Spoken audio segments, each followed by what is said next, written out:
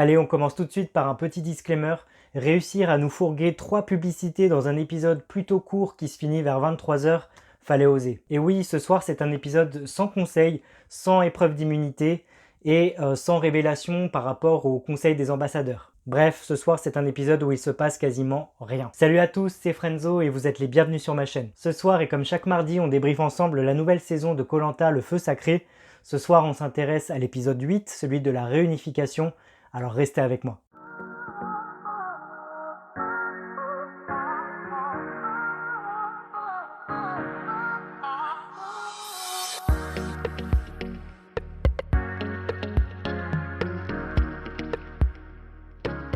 Je vous préviens tout de suite, ce débrief sera ultra court à l'image de cet épisode et parce qu'il n'y avait pas grand chose à se mettre sous la dent ce soir. C'est un épisode qu'on attendait tous, suite au départ de Rudy, on voulait voir comment allait se passer cette réunification et finalement on a vraiment eu peu d'éléments sous le coude ce soir, ce qui est fort dommage. On s'intéresse vite fait au fait que Tanya et Gilles se rapprochent, ils ont soudé une sorte d'amitié, même si je ne suis pas sûr que celle-ci dure dans le temps, étant donné que Tanya est assez mal vue par rapport à l'équipe des jaunes et l'équipe des rouges. Je pense que l'aventure de Tanya va se finir très prochainement, malheureusement pour elle. Et cette amitié entre elle et Gilles ne va pas durer également, je pense. Quoi qu'il en soit, on va pas perdre de temps et on entame direct avec l'épreuve de confort, une épreuve culte de koh Lanta puisqu'il s'agit de l'épreuve du paresseux, une épreuve qu'on aime tous regarder, qui joue avec les nerfs et qui met les candidats à rude épreuve. Comme d'habitude et à chaque fois qu'il y a un confort, le talisman sacré est remis en jeu et ce soir on apprend qu'il aura un double pouvoir. Il s'agit donc d'une épreuve individuelle pour récupérer ce talisman du feu sacré et d'une épreuve à la fois collective pour pouvoir partager la récompense du confort qui n'est autre qu'un super burger et en complément des frites. Si parmi l'équipe rouge ou parmi l'équipe jaune il y en a plus d'une certaine couleur qui arrive à rester sur le bambou, sur la poutre quoi, je sais pas comment on dit, eh ben, ils auront les frites en supplément. Bref, au bout des premières minutes, on a des candidats qui commencent à tomber, on a Esteban, Anne-Sophie ou encore Quentin et Grace. Au bout d'1h30 d'épreuve, Denis complexifie un petit peu l'épreuve et les candidats doivent rester dans une position ferme et définitive jusqu'à la fin. Il y a aussi cette grosse pression supplémentaire pour les candidats encore en lice pour faire gagner les frites à leurs équipes,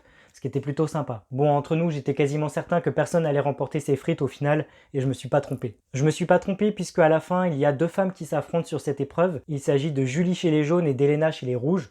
Elena qui va remporter cette épreuve au bout d'1h48 si je dis pas de bêtises. Elena qui prouve encore une fois qu'elle est juste ultra forte sur les épreuves. Elle a encore ce petit tempérament qu'on peut lui reprocher, un petit peu trop sûr d'elle, un petit peu trop pédant. Et malheureusement ce soir je trouve que ça lui a encore fait un petit peu défaut. Elle a cette tendance à un petit peu parler trop d'elle et de se mettre trop en avant. Et ce soir parler un petit peu de ce que les gens ont pensé d'elle dans les premiers épisodes. Je trouve pas que ça a été à son avantage. Donc on verra ce qui se passera pour elle, mais en tout cas moi Elena c'est une candidate que j'aime beaucoup, je la trouve très forte et même si elle est un petit peu imbue d'elle-même, qu'elle renvoie une image un peu trop sûre d'elle, je trouve que c'est une bonne candidate et j'espère qu'elle ira loin. 1h48 d'épreuve, je la félicite et elle récupère donc le talisman du feu sacré, ce qui à la fois va la protéger pour le conseil des ambassadeurs où personne ne pourra voter contre elle. Je vais pas perdre plus de temps ce soir, on a eu énormément de blabla ce soir pour combler l'épisode, que ce soit du blabla d'avant réunification, d'après réunification. La seule partie intéressante se jouait entre les ambassadeurs qui ont été choisis, qui se sont choisis eux-mêmes d'ailleurs, c'est-à-dire Quentin et Grace. Grace qui a totalement pris le lead des négociations, elle était extrêmement forte, extrêmement décidée ce soir face à un Quentin qui était un petit peu sur la réserve, qui s'est fait littéralement manger. Mais malgré tout, les 2 candidats ont décidé d'aller à la boule noire, ce qui est plutôt courageux. Mais, là où je trouve que c'est un petit peu bizarre, pour ceux qui ont bien vu le générique de koh Lanta de cette année, on voit Quentin dans le générique dans l'épreuve du tir à l'arc, donc ça spoil un peu, on sait qu'il va rester dans l'aventure. Pourtant, c'est lui qui a tiré la boule noire ce soir. Que va-t-il se passer? Et oui, il va forcément se passer quelque chose la semaine prochaine qui va faire que Quentin reste dans l'aventure.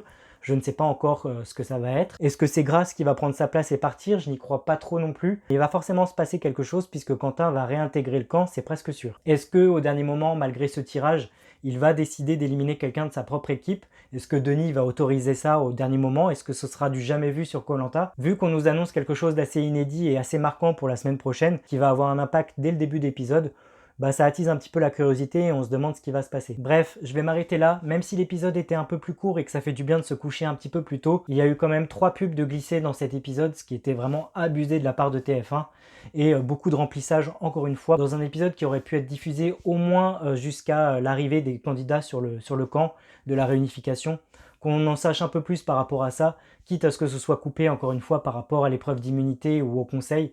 Mais là, il s'est juste strictement rien passé, c'est un petit peu rageant. Et vous alors, qu'avez-vous pensé de cet épisode 8 de koh le feu sacré, la réunification?